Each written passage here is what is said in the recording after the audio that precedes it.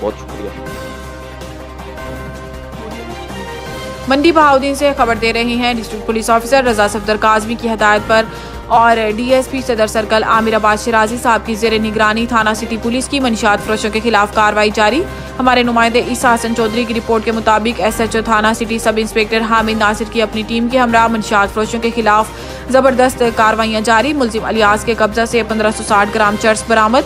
दूसरी कार्रवाई में मुलजिम अब्दुल रऊफ के कब्जा से 10 लीटर शराब बरामद, जबकि मुलजिम बिलाल के कब्जा से 10 लीटर शराब बरामद करके मुलजिमान के खिलाफ मुकदमा दर्ज। अब तक के लिए इतना ही। मजीद खबरों से बाखबर रहने के लिए विजिट करें हमारी website readnews.pk।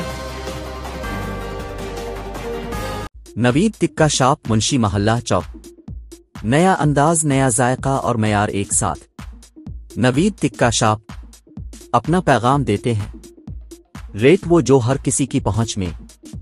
Naveed tikka shop की नई आइटम में फिश टिक्का, चिकन पकौड़ा, सज्जी, चिकन टिक्की, आलू चिकन टिक्की, शामी कबाब, बेहतरीन और साफ सुथरा माहौल, जायकेदार बेहतरीन खानों का मरकज, एक बार जरूर आजमाएं।